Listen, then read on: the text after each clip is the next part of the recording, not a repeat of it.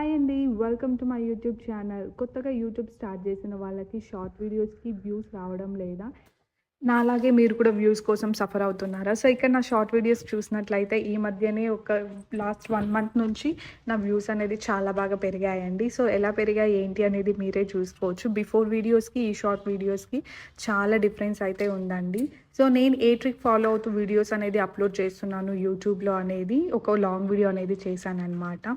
ఇక్కడ నా వీడియోస్ చూస్తున్నట్లయితే మీకు తెలుస్తుంది ఎన్ని వ్యూస్ వచ్చినాయి అనేసి. సో, నేను వీడియో అప్‌లోడ్ చేసిన 29 మినిట్స్‌కి 1.8K వ్యూస్ అనేది వచ్చిందనమాట.